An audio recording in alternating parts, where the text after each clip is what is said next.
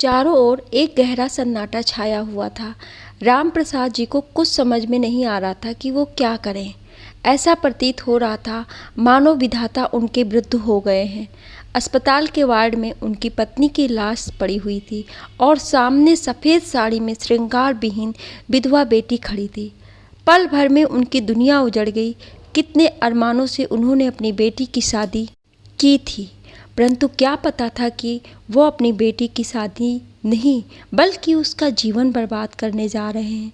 सब कुछ उनकी आंखों से ऐसे गुजर रहा था मानो आंखों के आगे कोई फिल्म चल रही है। बरसों तक उनकी कोई संतान नहीं थी। ना जाने कितने मनौती के बाद ईश्वर की कृपा हुई और उनके घर एक बच्ची ने जन्म लिया। बच्ची इतनी सुंदर थी मानो कोई परी हो, और उसके जन्म के बाद से उनके कारोबार में इतनी बढ़ोतरी हुई कि चारों ओर अन्न धन के भंडार भर गए। माता लक्ष्मी की कृपा मानकर उन्होंने अपने बच्चे का नाम भी वृंदा रखा।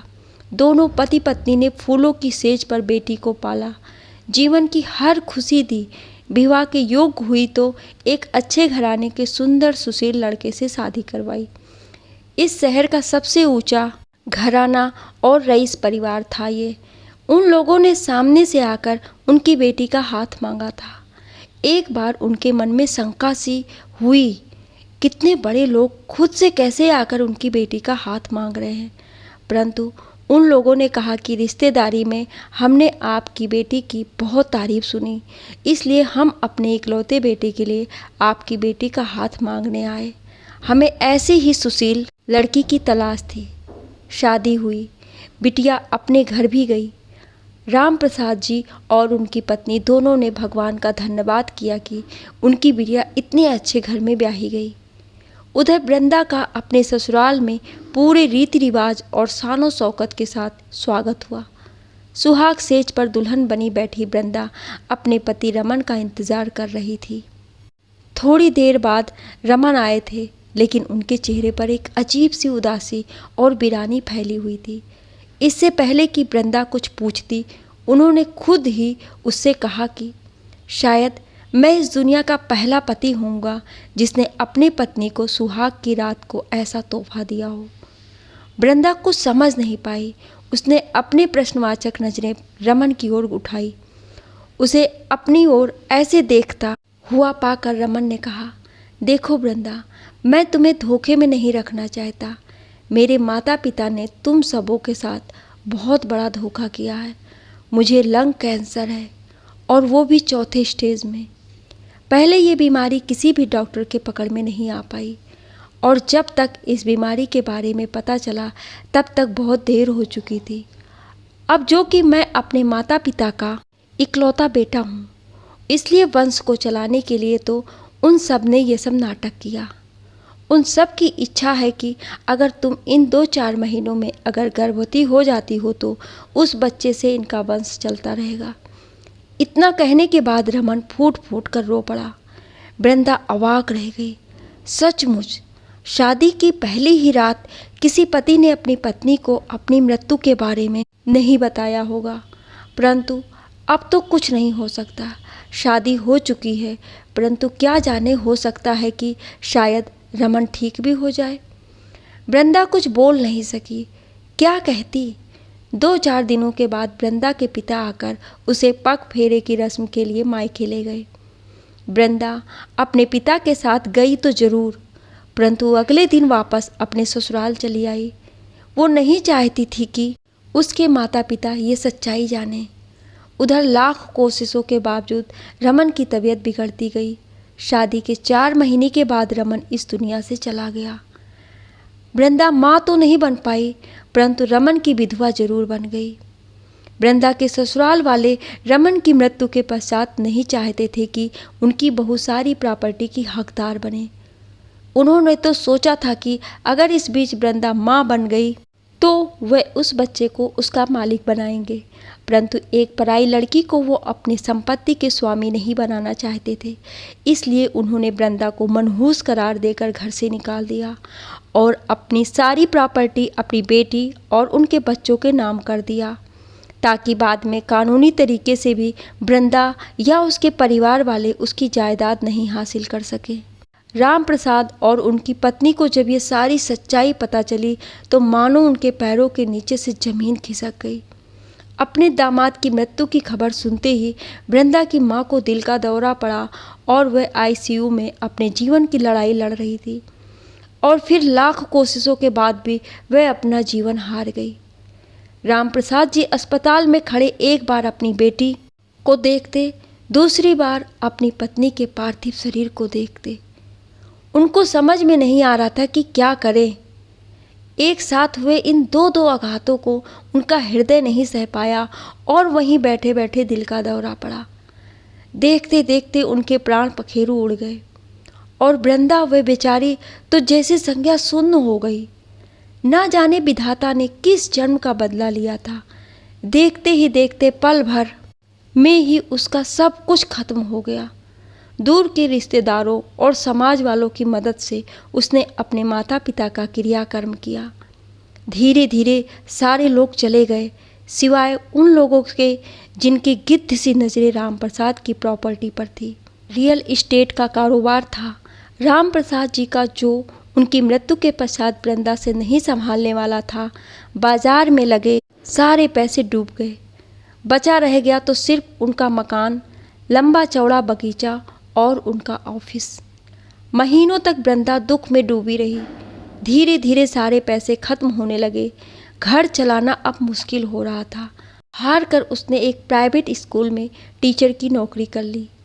एक जिंदा लाश की तरह मशीनी अंदाज में वह जिए जा रही थी।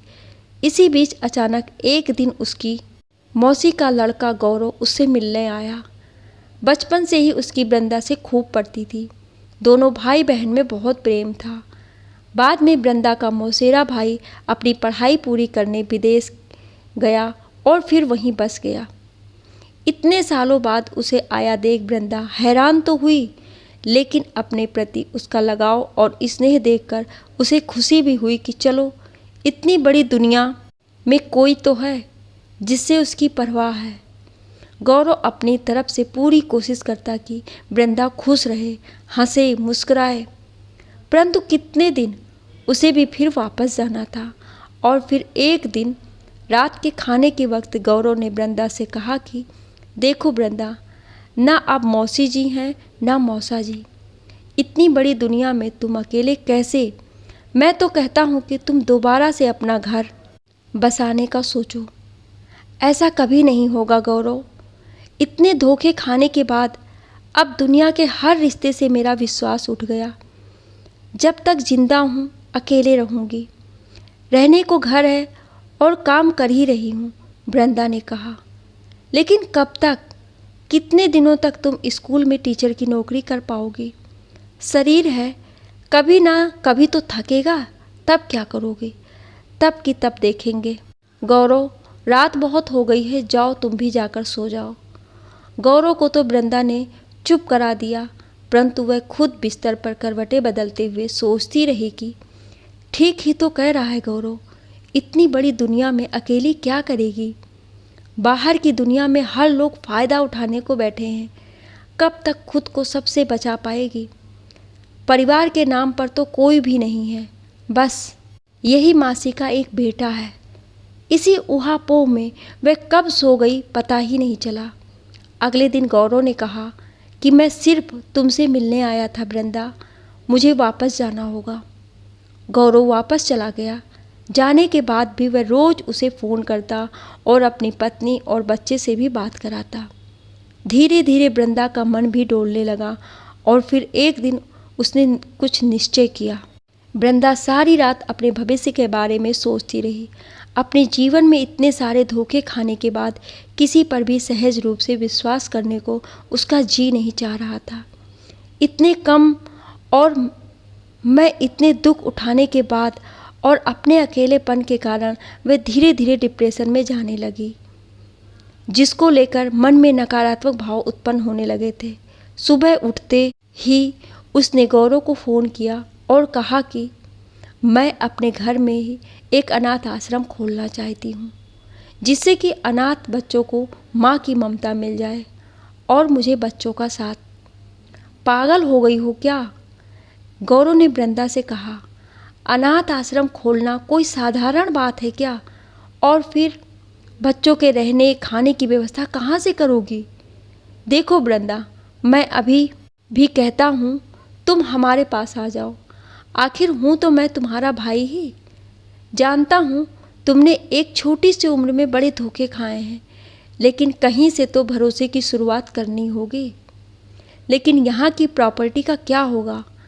पापा की सारी प्रॉपर्टी तो लोगों ने हड़प ही ली है, लेकिन जो बचा है उसे तो बचा कर रखूं।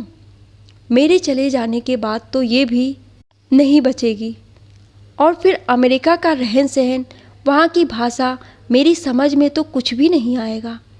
और ना ही मेरी इतनी अच्छी अंग्रेजी है कि मैं वहाँ जाकर किसी से कुछ बात भी कर सकूं। वृंदा ने उलझन भरे स्वर में कहा। तुम हाँ तो करो वृंदा, मैं सारी व्यवस्था कर दूंगा, गौरव ने कहा। और इसके बाद कुछ दिनों के बाद गौरव वापस भारत आया। उसने वृंदा के पिता के पुराने स्टाफ गोविंद को बुलाकर घर, जमीन और ऑफिस की जिम्मेदारी दे दी, बाकायदा एग्रीमेंट पेपर पर लिखित करार के साथ। और फिर वह वृंदा को लेकर अमेरिका रवाना हो गया। हवाई जहाज़ में खिड़की के बाहर देखते हुए वृंदा को ऐसा लग रहा था मानो वो किसी दूसरी दुनिया की सैर कर रही हो। और इस तरह वृंदा आखिर गौरव के साथ अमेरिका उसके घर पहुंच ही गई। गौरव की पत्नी ने खुले मन से स्वागत किया। गौरव के 2 छोटे छोटे बच्चे थे। दोनों इतने प्यारे थे कि वृंदा को उन्हें देखते ही ऐसा लगा मानो अपने सीने से लगा ले। उसने अपनी बाहें फैलाई भी, लेकिन फिर अपने हाथों को समेट लिया। क्या पता गौरव की पत्नी सुनंदा को ये अच्छा लगे ना लगे। अरे आप रुक क्यों गई दीदी? अब ये आप ही के बच्चे हैं, आखिर आप इनकी बुआ जो हैं, सुनंदा ने हंसते हुए कहा। 2-4 दिन बहुत खुशी के साथ गुजर गए। एक दिन सुबह सुबह उसने सुनंदा को परेशान होकर गौरव से कहते सुना कि बच्चों को संभालने वाली नैनी काम छोड़कर चली गई है। अब मैं बच्चों को संभालूंगी या अपनी नौकरी? तुम अपनी नौकरी कैसे छोड़ सकती हो सुनंदा?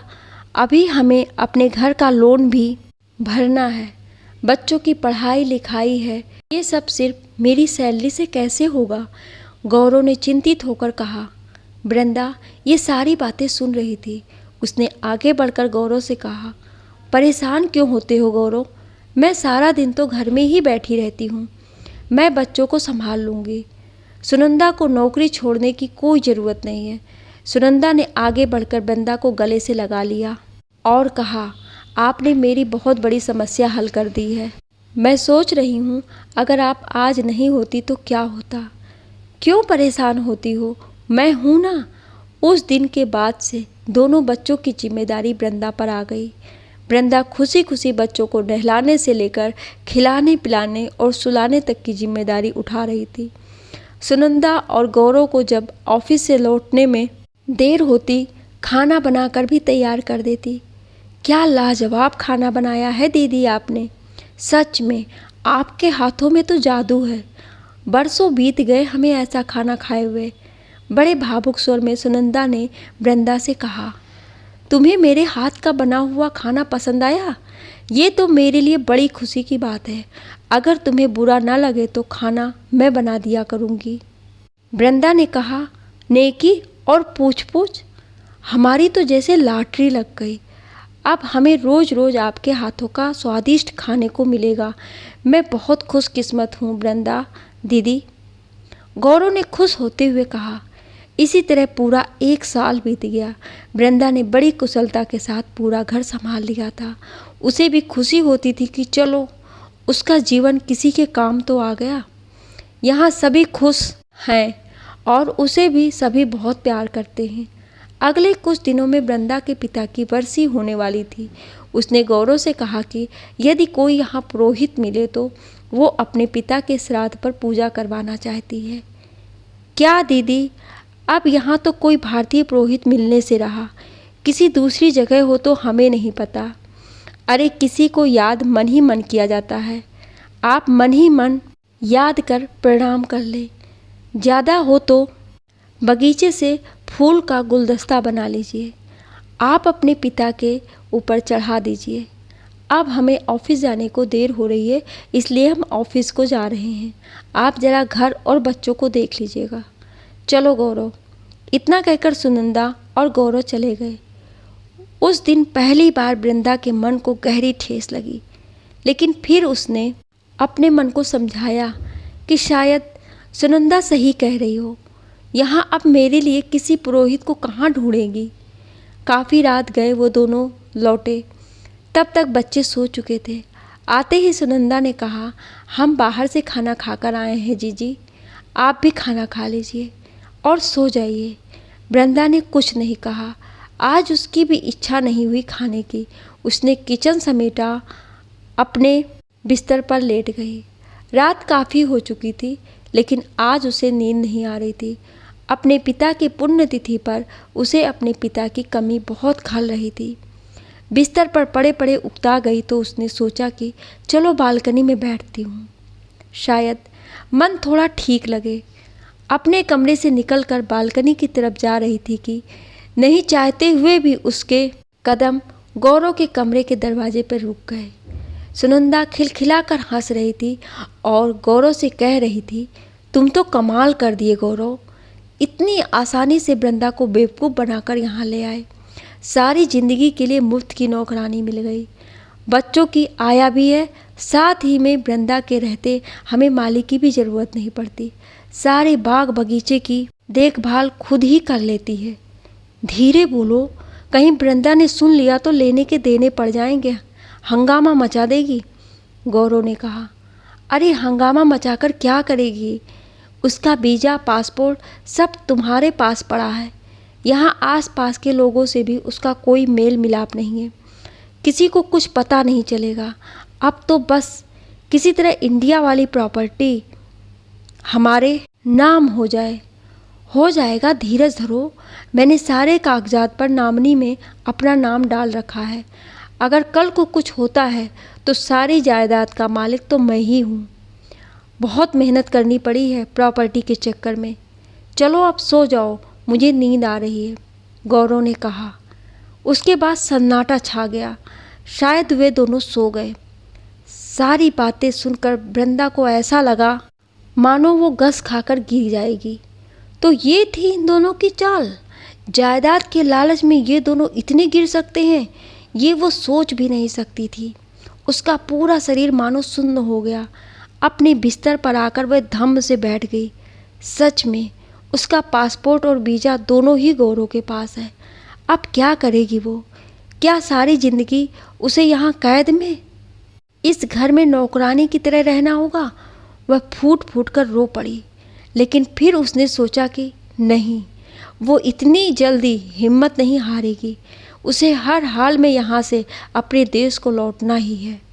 लेकिन इससे पहले अपना वीज़ा पासपोर्ट इन दोनों से निकलवाना होगा। टिकट के लिए भी तो पैसे नहीं है, क्या करेगी वह? लेकिन कुछ तो करना होगा। सबसे पहले तो उसे पहले की ही तरह है सामान्य व्यवहार करना होगा, ताकि इन लोगों को कुछ शक ना हो।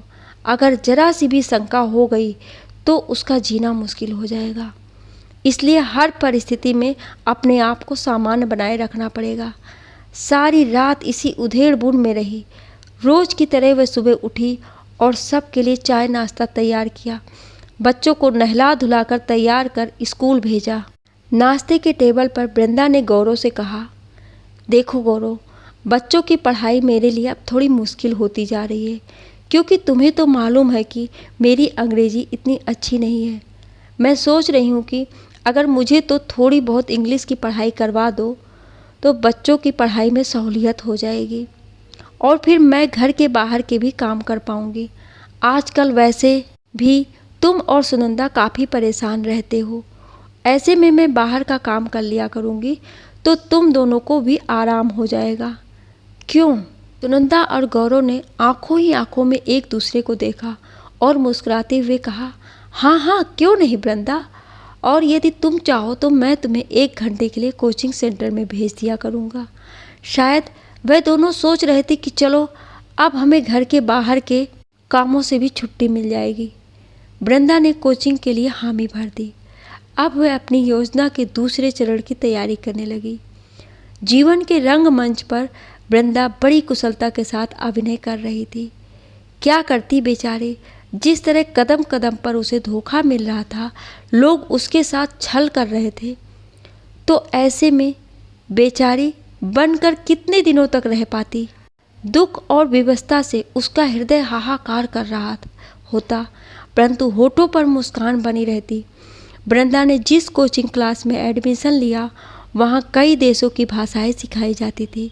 वहाँ सारे के सारे अनजान लोग थे, लेकिन फिर भी धीरे धीरे एक दूसरे की भाषा जाने बगैर सभी आपस में हिल मिल गए थे और धीरे धीरे थोड़े इशारों में और थोड़े अपने अपने भाषाओं में बातें करने लग गए थे।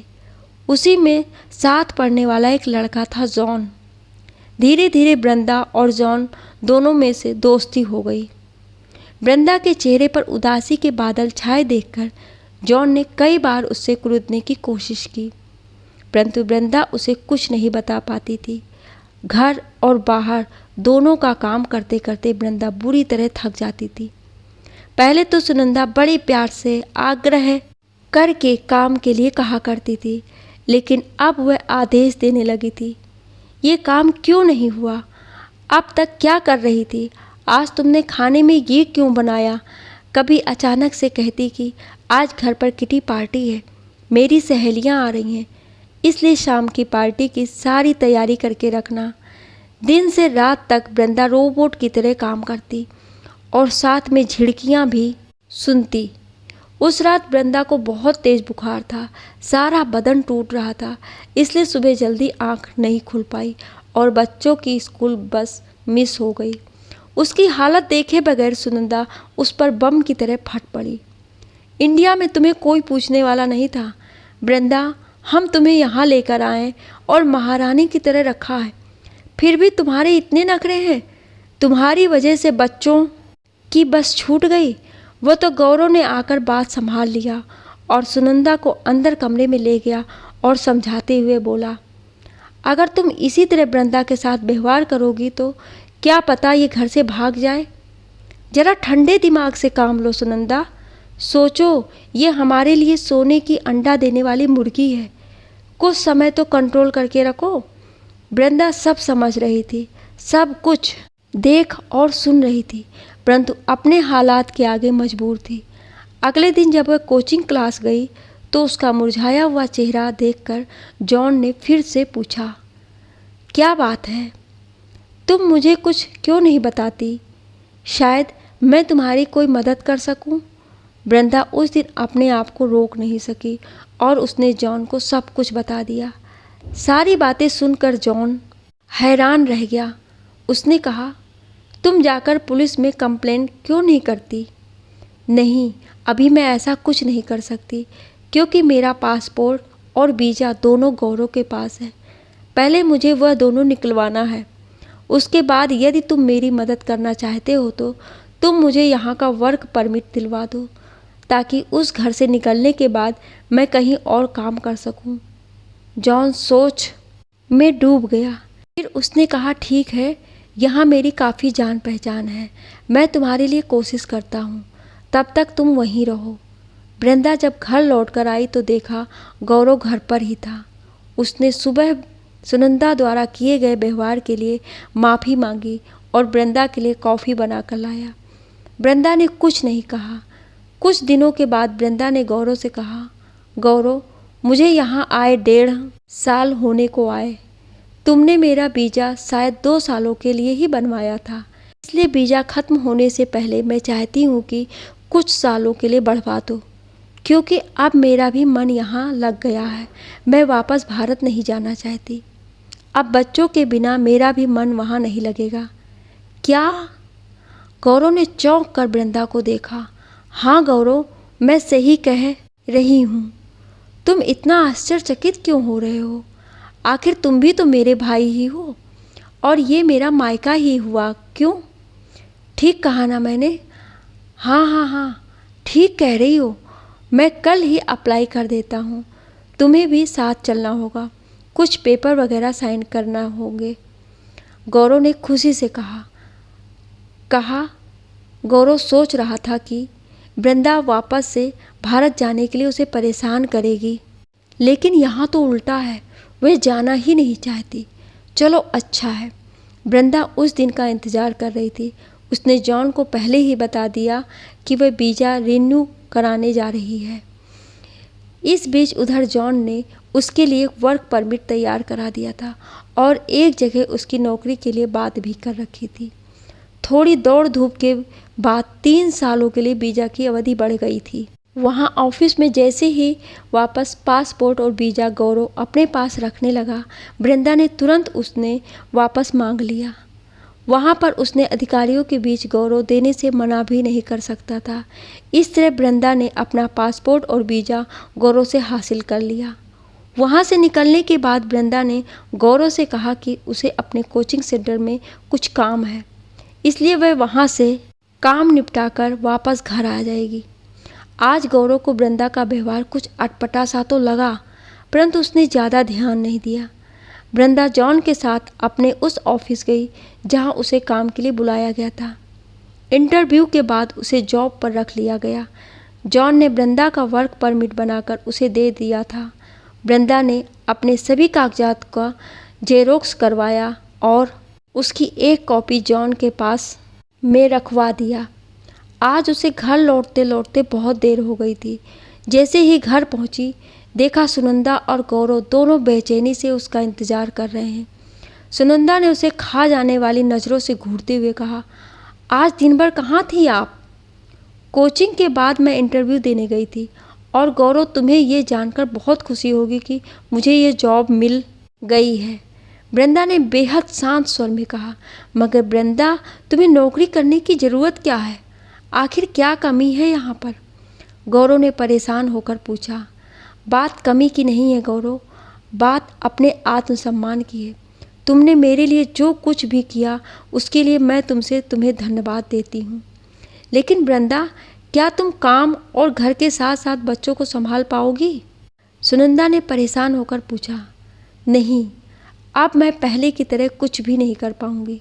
हाँ, काम पर जाने से पहले और आने के बाद जो थोड़ा बहुत बन पड़ेगा ज़रूर करूँगी, वृंदा ने कहा।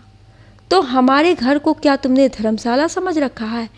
इतने दिनों तक हमने तुम्हें अपने घर में रखा, मान सम्मान दिया, उस एहसान का बदला तुमने ऐसे निकाला है? वैसे भी ऐसे समय में जब हमारे घर पे ना तो बच्चों की देखभाल करने वाली नैनी है और ना ही खाना बनाने वाले खानसामा। सुनंदा ने अपने आपा खोकर जोरों से चिल्लाकर वृंदा से कहा। इसमें मेरी कोई गलती नहीं है सुनंदा, जरा अपने मन में झांक कर देखो। तुम लोगों ने मुझे अपने देश से यहाँ बुलाया सिर्फ अपने स्वार्थ की खातिर।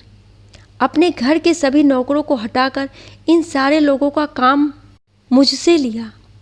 इतने पर जी भी नहीं भरा तो मेरी सारी प्रॉपर्टी पर भी नजरें गड़ा दी। एक बार भी ये नहीं सोचा कि मेरा क्या होगा। तुम लोगों ने सिर्फ अपना स्वार्थ देखा। अरे अगर रिश्ते और रिश्तेदार ऐसे होते हैं तो मैं अनाथ ही भली। अगर दुनिया वालों को तुम्हारी करतूत पता चले तो लोगों को हर रिश्ते पर से भरोसा उठ जाएगा, हर बहन को भाई से भरोसा उठ जाएगा। इतना कहते कहते क्रोध से हाँफने लगी थी वृंदा।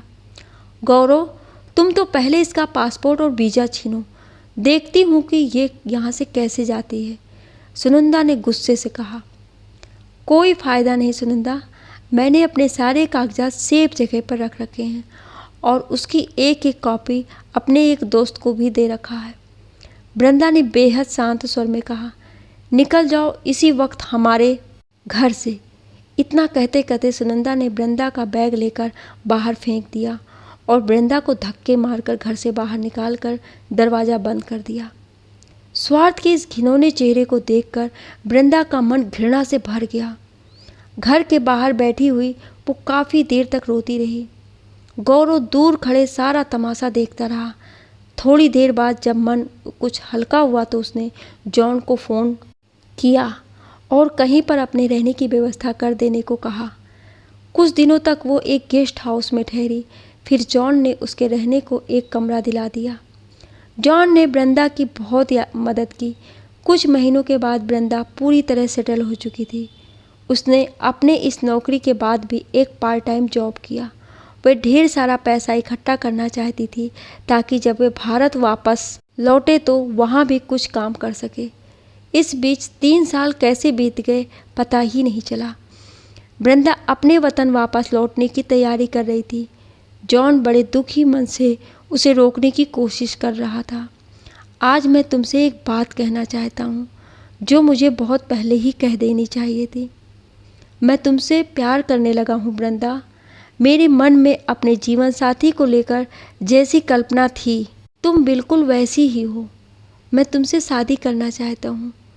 इतना कहते कहते ही उसकी आंखें छलछला गई थी। वृंदा ने कहा, तुम मेरा अतीत नहीं जानते हो। मेरी पहले भी शादी हुई थी और मेरे पति अब इस दुनिया में नहीं हैं। और लोगों के इतने रंग देखने के बाद और रिश्तों की असलियत झेलने के बाद मुझे किसी के साथ की इच्छा नहीं रही। लेकिन फिर भी मैं तुम्हारा इंतज़ार करूँगा वृंदा। सचमुच मैं तुम्हें बहुत चाहता हूँ। वृंदा का हाथ अपने हाथों में लेकर जॉन ने भरे गले के साथ कहा और आखिरकार वृंदा अपने वतन पहुँच गई। आते ही उसने गोविंद से मिलकर पूरे घर की साफ सफाई करा और अपने ऑफिस के बाहर स्वर्गीय राम प्रसाद अनाथ आश्रम और वृद्ध आश्रम का बोर्ड लगवाया।